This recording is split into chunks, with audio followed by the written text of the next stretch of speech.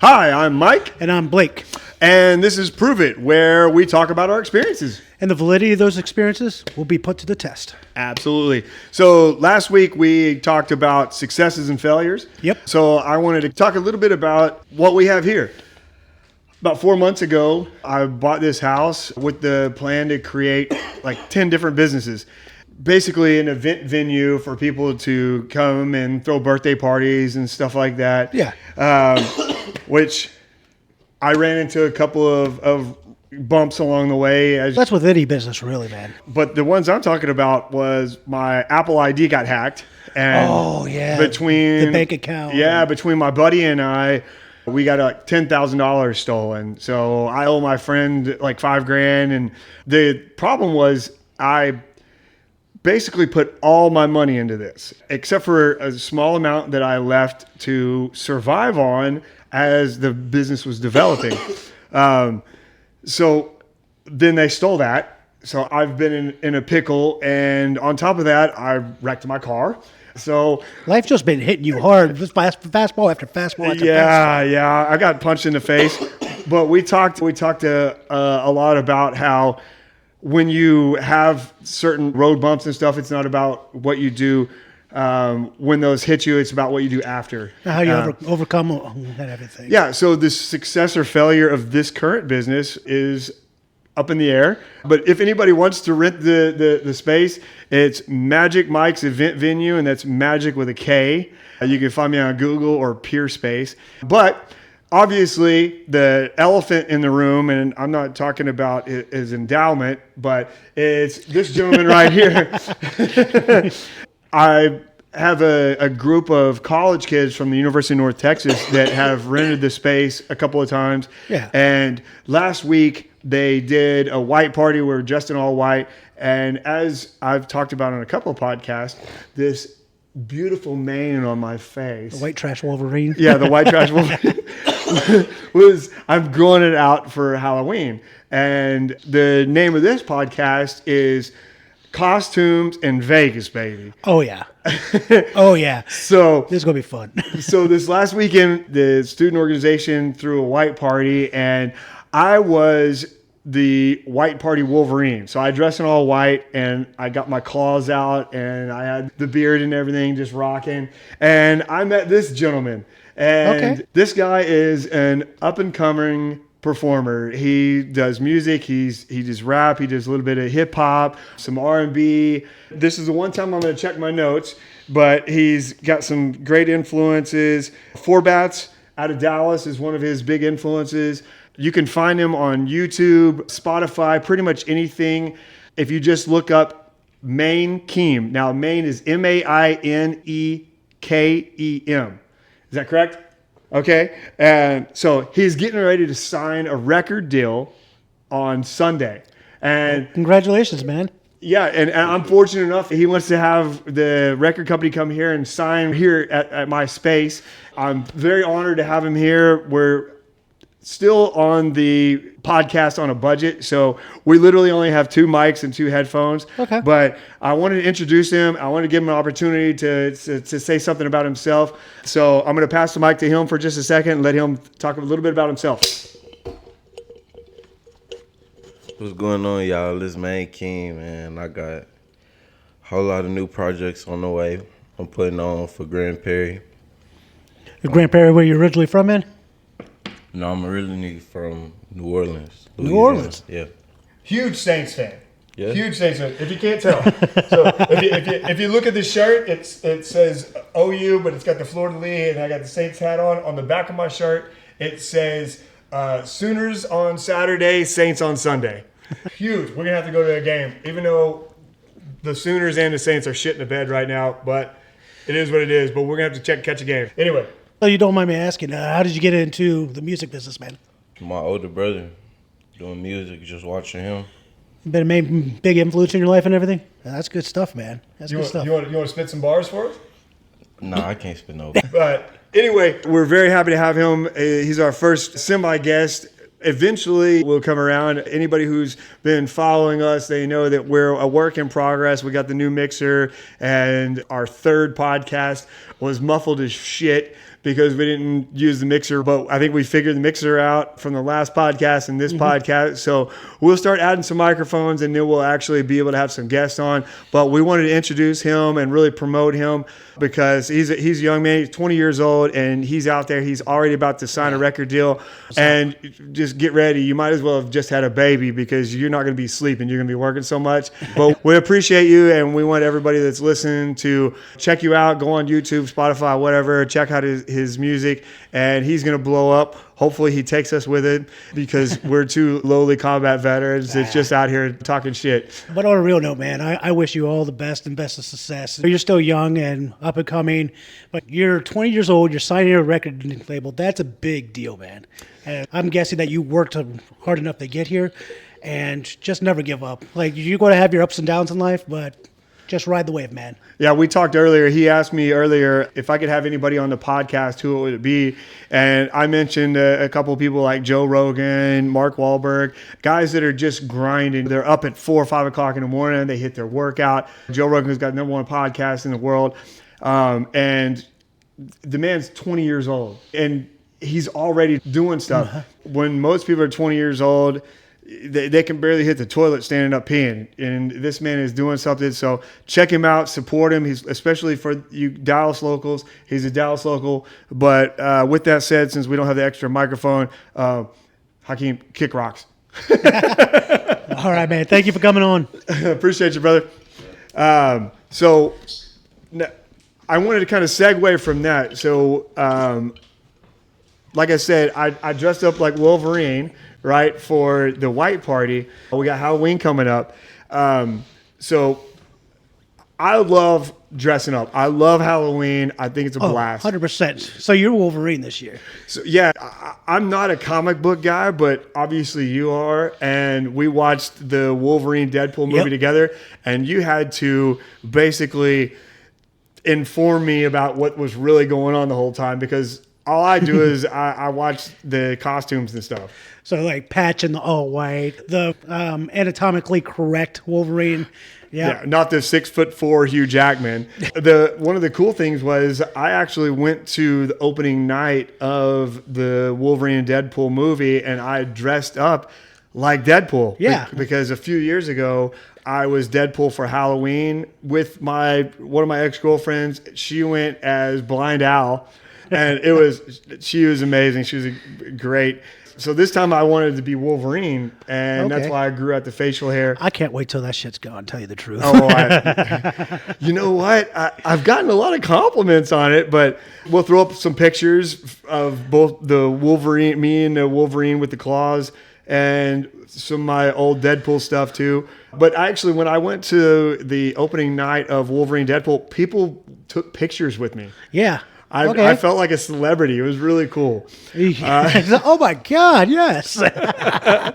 So yeah, I love dressing up, and at any opportunity I have, I'll dress up just to be goofy. So the other side of this is Vegas, baby. So as I mentioned with Hakeem, so he's from New Orleans. I love New Orleans. Two of my favorite places to go to are New Orleans and Vegas. Vegas, baby. Vegas, baby. You can go a million times and do something and see something different every time.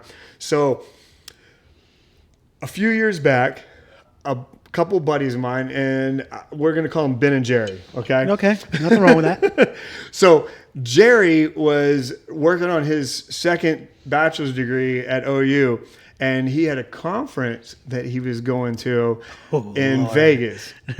Now, the particular degree that he was working on was primarily female. So it was him and 20 college-age females. Wow. And I'm like Matthew McConaughey. I get older, and college girls stay the same age. Oh, my. So... All right. So the guy who had the conference, he'd never been to Vegas. So he wanted another guy to go with him because it was all girls. And he's a shy guy. But he had never been to Vegas either. And when they told me that, I was like, I've been to Vegas many times. Ooh. I will happily show you around. So I was going to go on the trip with him. And then my other buddy, who we've talked about before, Ronnie, the Marine guy, Yeah. it was his birthday weekend. Oh, I bet. I already see where this is going. Oh, my Lord. Oh man. So Ronnie goes with us too, right? I don't remember if it was my flight or Ronnie's flight because this is 10 plus years ago. So I might get some of the details wrong, but it's the general gist of the story, which it's a compound story. So Ronnie, I think, gets in a little late, right? Like his flight got delayed and he didn't get in until like midnight, 1 o'clock in the morning. Yeah. So I went and met him at the airport. Ben and Jerry were both feeling down. They were sick. I don't know if they had a bug or what it was, or if they're just pussies. So I go and meet Ronnie at the airport, and we get in, and we're staying at the Cosmo, and the cab drops us off, right? And we're walking and pulling. He's got it. We both have our bags because I just stayed at the airport waiting on him. And we've got our little carry-on rolling around down the sidewalk. And Ronnie looks at me and goes, that guy just tried to sell us cocaine. Oh, Lord. And I was like, what are you talking about? Because I didn't even try weed until I was 35 because I was a competitive martial artist. Late bloomer and everything. Well, I was like, my body is a temple, yep. and I don't want to harm it. I want to be the best that I can be. But Ronnie, on the other hand, he was well-versed. So I didn't hear anything, but apparently when you walk down the strip, the drug dealers will just whisper as you walk past. They'll go, cocaine. Mm-hmm. And that's them offering to sell you cocaine. Mm-hmm. And I also found out that there's little pockets where the security cameras can't see that they'll just post up on their corner or whatever. And they'll have their stash hidden under a rock or whatever. But Ronnie was like, that guy just tried to sell us cocaine. And I was like, what are you talking about? And he explained it to me. And like I said, I like to go to Vegas frequently. And after that, I tuned in. And now every time I go to Vegas, I listen for it. Uh-huh. It's almost like a game. I want to see who I think is going to try to sell me cocaine. And then when I walk past, it confirms or denies what my suspicion is. So it also depends on what part of Vegas you're in, because like different parts of Vegas are different drug areas. So cocaine in this area, cocaine's over here, MDMA over here, your heroin's over here. I didn't know that. Yeah, it's crazy. I go to Vegas. I literally last year for my birthday in September, I had some miles built up on a credit card, and this always happens to be because, like you said, I medically retired through the military a couple years ago. So a lot of times I'll just get a hair up my ass and want to travel. And last year for my birthday, I got a hair up my ass to go to Vegas, and nobody could go, right? Yeah, I think you asked me to go, but I was busy with something. I was on a trip or something already. Yeah, I think you're right. But it was like 12 hours notice. I was in Washington State. Yeah. That's right. Yeah. You were at a festival or something. Yes, I was. Yeah, because you're Mr. Festival. But I'm going to one next week also. Outstanding. Yeah. I can't wait till you retire and you can hit me up at a moment's notice. I can do the same thing to you. But yeah, nobody was available. So I was like, you know what? I'm going to hit Vegas up by myself. I'm an only child. I'm used to partying solo. So I went to Vegas by myself last year in September. But even still, I didn't know what you were just informing me about different sections of town or whatever. I didn't know this until I went earlier this year. And someone was telling me about that lives in Vegas. We live and learn. Yeah. Well, so I have an ex-girlfriend who, when I went to Iraq in 2003, she and I had just started dating. I met her in Ballroom Dancing Club. So I'm not just a meathead. Fancy. I don't just do MMA and fucking military. So you're the guy that takes to a country bar. It's basically the same thing. Here's the thing is I like all types of music. I love jazz. I love Frank Sinatra. I love metal, Slipknot and Korn. I love hip hop, but I don't like country. But I can two-step. Yes. But when I go to country bar, I make sure that everybody knows that I'm not country. So I dress with slim fit jeans and a flared out button down and some. I bet you look good with a cowboy hat on, though. Oh my god! No, I have a small head and a big nose, so I don't look good with it. We'll have to test that out. It's even hard to buy sunglasses, but I can two-step for sure. But anyway, so I didn't know all of that about the drug trade or whatever. So Ronnie informed me, and when I went back to Vegas, every time now when I walk the strip, because one of my favorite things to do is when I first get to Vegas, I like to walk the strip. And it's right there by the airport too, so. Yeah, but I listen in to see who all is going to offer me drugs. So the second thing that happened with Ronnie and I, like I said, Ben and Jerry were upstairs. We were at the Cosmo. So if that tells you the segment or the section of Vegas where if you're looking for cocaine, that's where they're selling it apparently. So we get up and we drop our bags, and I'm not going to waste that day. Even though we didn't get in until midnight or 1 o'clock, it's still... That's when Vegas starts happening. Exactly. But Ben and Jerry are down. They're feeling sick or whatever. Ronnie and I go downstairs and we hit the bar at the Cosmo, and we see these two super hot girls, right? They're probably 22, 23, but they're drinking Red Bull. They're not having a cocktail, which if you're in your 20s and you're in Vegas, you're drinking a cocktail. I was suspicious already. So now, again, this is like 10, 12 years ago. So I'm minus all the gray hair and the gray beard that I have now. And I have a better hairline as well. Mm-hmm. So I look a little younger. But even still, I'm like 35, mid-30s or whatever. And there's these two guys that are like mid-40s hitting on these two 20-something-year-olds that are drinking just Red Bull. And I look at Ronnie and I was like, dude, check it out. If those girls are dressed like they're dressed, looking sexy as hell, and drinking just Red Bull, they're working. All signs point to they're here to make money. Oh, yeah. But the two guys that were like mid-40s, and they probably had a few drinks, they're hitting on them, and they clearly don't know that these girls are working. I don't remember exactly how I did it, but I was like, Ronnie, let's go rescue these girls. So we basically just slid in between the two dudes and the two girls. And I think I like whispered to the girl, I'm like, hey, we're going to rescue you from these guys because we know you got business to conduct and they're stepping on your toes and you're not going to be able to make any money. And the dude's pissed off. And 100%. So we chat the girls up for a minute. We don't want to waste their time either. They got money to make, and we respect that. They're not going to make it from us. Look at me. But turns out they were ASU students, Arizona State University students. And a couple of times a month, they would fly in for the weekend, and they told us they would make $4,000 to $6,000. What? Over the weekend. Yeah. I believe it, though. Because I'll tell you why. Yeah, they're beautiful girls. They're absolutely gorgeous. They're college girls. They're educated. And I was like, so we helped you out. Can you do us a favor? We've got a couple of friends that are under the weather upstairs.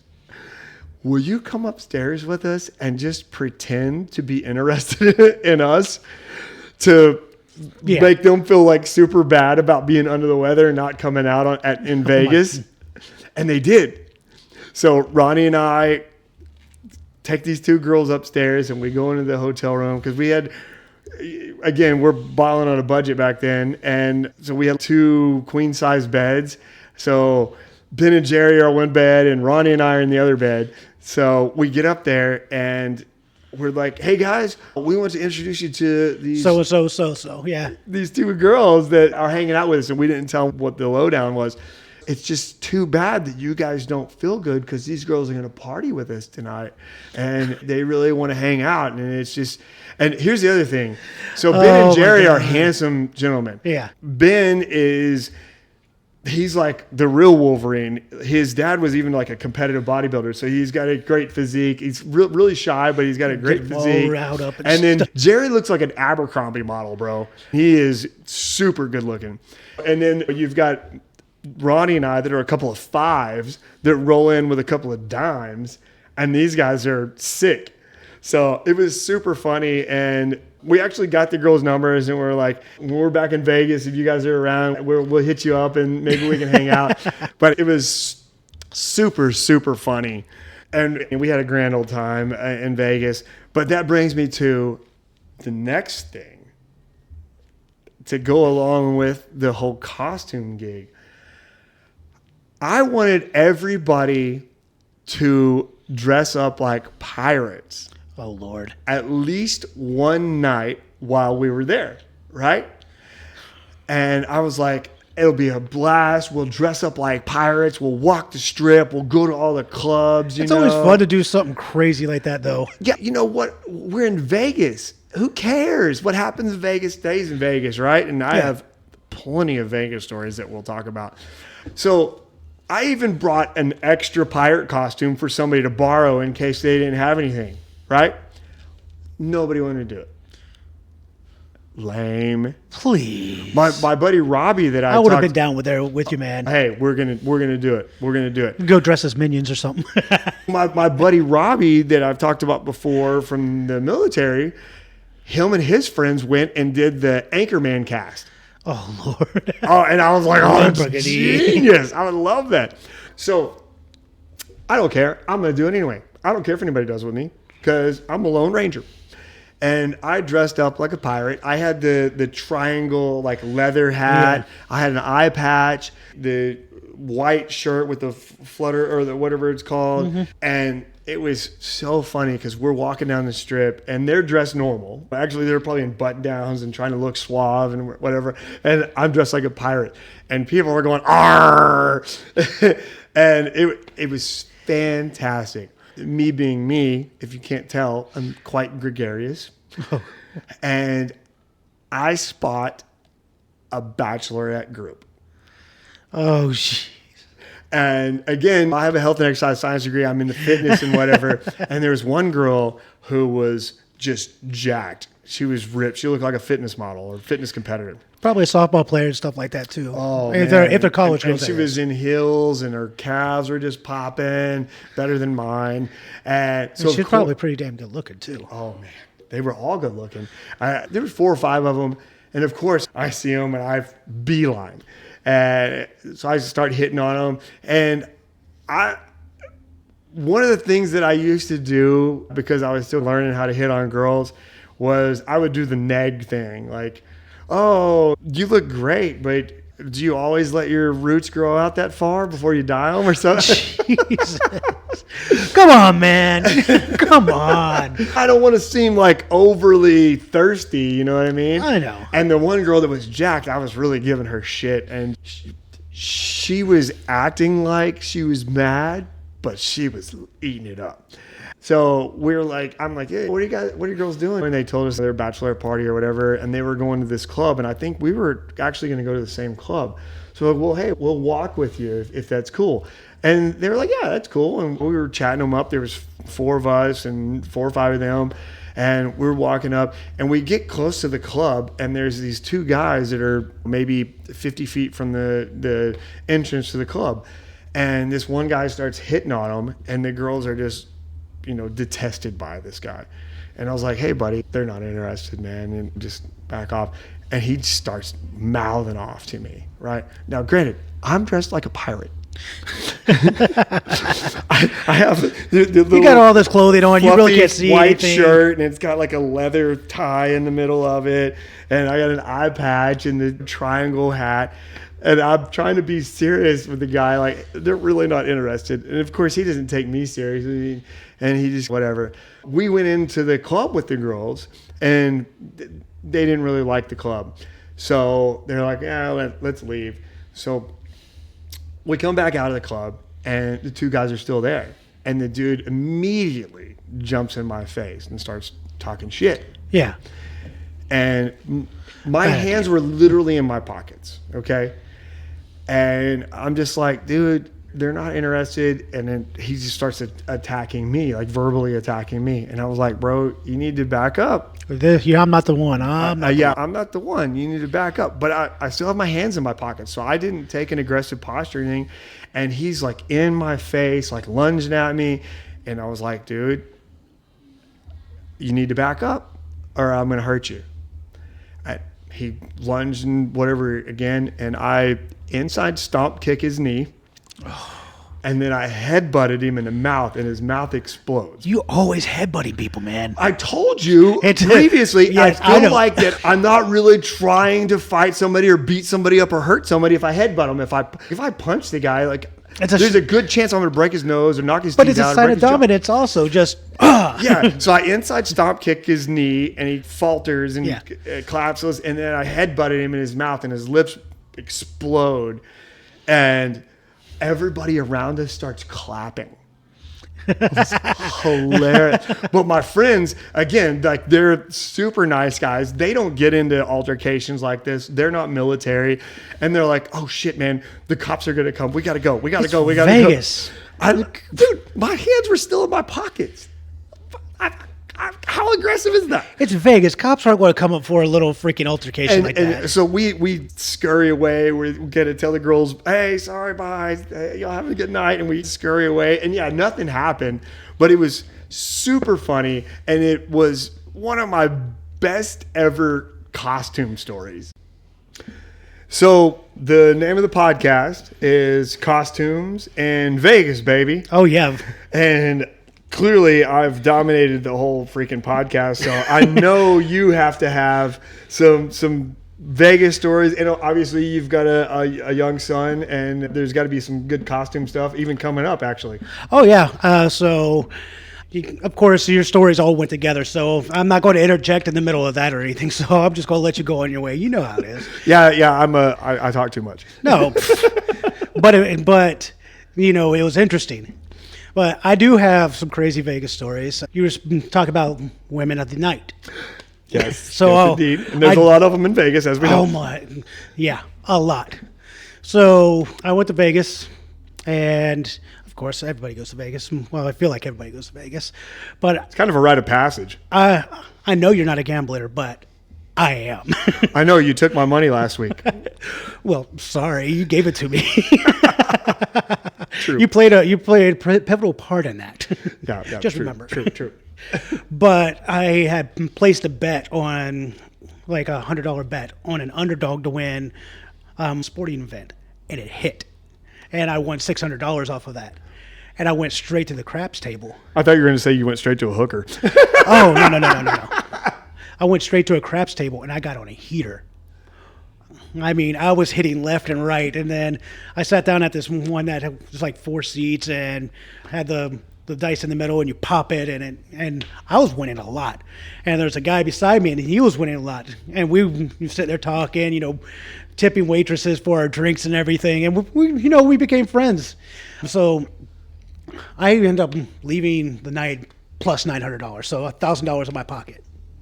That's your airfare in your hotel.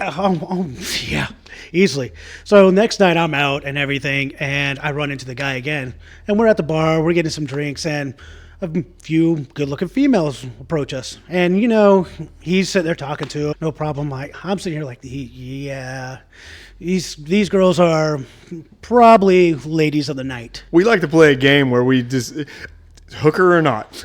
Well, yeah, it's kind of hard to tell because people dress up when they go to Vegas because you want to look good when you're going to the club. You want to do this, you want to do that. Absolutely. You want to impress, but you can't tell the difference sometimes. Yeah, it might be an ASU student. Like I'm not trying to put females in that category by no means, but usually they dress like they're going out to a club. Absolutely. So he's talking them up and everything, and one starts talking to me, and I'm a friendly guy. So I started talking to her. Literally, this story I'm about ready to tell you, nobody knows except for this guy that I was gambling with. Well, part of our podcast is making ourselves vulnerable, baby. So they decide that they're going to walk around with us, and then we go into this bar, and like, oh, can you get us drinks? I'm like, okay, well, I'll buy you a drink just because you're hanging out, and I'll talk to you for a bit. So And that's not uncommon for women in general. No. There's a, buy me a drink. no, not at all. So I bought her a drink, and we're sitting there talking, all four of us, and one of the girls asked, so you guys want to take this upstairs? I'm like, no, I'm good. I'm not about that life, all that good stuff. So did you know what was going on, or are you just that nice of a guy that you don't do that? No, I knew what was going on. I don't do that though. I've never paid for a hooker or anything like that. Oh, I just mean like you're not a typical like one night stand guy. Like Well, okay, all right. You're not that nice. I mean, in my younger years, I might have had a one night stand or some stuff like that. But usually, if I'm like I've said in past podcasts, if I'm in a relationship, like I'm going to be dedicated to you unless you are in You're the a lifestyle with me. good guy, bro. Yeah. I'm like, For all the ladies out there, he's single. so I said, hey, I'm good. And he's like, I'm good. We're like, well, you got to pay us for our time. I'm like, excuse me? I just bought you a drink. Oh, no, you need to pay me for this hour. I'm like, I'm not paying you for this hour. So a bouncer sees us kind of like going back and forth. And he comes over. He's like, I need to see their ID. One of the girls didn't have her ID on her, and she got arrested on the spot. Arrested on the spot. Karma, bitch. And I was like, oh. So that's my crazy Vegas story, because, of course, her friend went with her. And it was like, I mean, I lost $20 on a drink, but hey, it's $20. I just won 1,000 the night before. Bro, I have a ton of Vegas stories similar to that, which we'll get into in another podcast. But what I really want to know is, what are you and little man doing for Halloween this year? So every year, me and my son try to do semi matching costumes. So last year we both went as Death. We had Morbid. we both had the black costumes with the light up little ring around the face and everything. It was pretty cool. We couldn't see anything out of it. But this year, the new Scream movie just came out. So he's well, he wanted to be Deadpool, but you can't find a Deadpool costume anywhere. You're not even online. I had ordered one back in September. They canceled the order on me. My Deadpool costume came from China, and I got the accessories first, all the pouches and stuff, and then the costume came like a month and a half later, and I missed Halloween, so I had to use it the next Halloween. So I know exactly what you mean. So we went to go pick out his costume, and I'm like, hey, sorry, you can't be Deadpool. Maybe we can make something to work for next year, which is no problem, because it is what it is. So we're shopping around, and he's like I said, the new Scream movie just came out. I mean, it's not that great of a movie, but in my opinion, the first Scream is always the best. But he's like, I want to be Ghostface. That's a good one. I'm a huge fan of that movie. So he ended up getting a Ghostface costume that has a little pump and it pumps blood through it. It's pretty cool. He has a knife and everything. But I didn't want to be a plain character from Scream, so I went with another horror costume. Okay. And I went with a less known. Like, if people see the costume, they'll know who it is, but they don't really know who it is or what movie it's from. I thought you were going to be the hot chick from the Scream movie. Oh, yes, What's your favorite scary movie? But a lot of people haven't seen the movie Trick or Treat. Trick or Treat came out in like 2007. Oh, yeah. But there is a character there that has a burlap sack head and an orange costume, and the burlap sack and a little broken candy cane that he carries around. His name's Sam. Yeah. That's my costume. Sam from Trick or Treat. And I'm going to do the whole, I'm not going to talk, I'm just going to turn my head and watch him go up there with my sack hanging down to the side. That's so creepy. Yes, it's going to be great. And he picked it out. He's like, oh, you can be Freddy. I'm like, Freddy's so overplayed. One of my favorite, my favorite, by the way, Freddy is my favorite. Really? Well, Nightmare on Elm Street's from Ohio. No, I literally had nightmares from that movie when I was a kid. Freddy's my favorite. I will do Freddy again sometime. But he's like, oh, be Sam. Got the Sam costume, but I paid the extra money and got the actual burlap sack head that's really shaped and formed instead of the one that you just slip on. Oh, that's awesome. So he's going as Ghostface. So it's kind of as a bubble. Yes, yes. It's still hot as heck, but So they have all these new like zombie paintball things for Halloween. Do you feel like he's old enough to shoot some zombies with paintballs? oh, 100%. Well, we got to do that. I tell you, I took him to Gat Splat, and like we go paintball in there, and he loves it. And I like give him my old army uniforms and stuff like that, and he gets to wear that in there and feel like a real soldier. I was gonna say, let's teach him some CQB. Let's Oh, go yeah. kill some zombies, bro. But we went last time we went. It was me and my two buddies, and there was like 15 kids, and we sat on one side and they were on the other side, and we were just sitting there. One of my buddies builds weapons. He modifies them, builds them himself, and all of us are pretty good shot. So we were just sitting there, pop, pop, pop, pop, pop, like through little crevices that big, paintballs, just lighting them up, and these kids are like, "We're done, we're done." I love paintball, but actually, you're talking about like the kids and stuff. The first time I ever smoked weed, my Ben and Jerry took me to blazer tag. We got blazed and we played laser tag. Now, this was after I had 2 combat tours in Iraq, and I was losing my mind because a bunch of 6-year-olds were just lighting me up. But that's freaking awesome. I've got a ton of stories for blazer tag, for costumes, for Vegas, and I know you do too. Yeah. But I know we're kind of running out of time, so I just wanted to shout out to our listeners. If you're enjoying this, Hit that subscribe button, share, and tune in every week. And from both Mike and I, happy Halloween and have a safe one. word.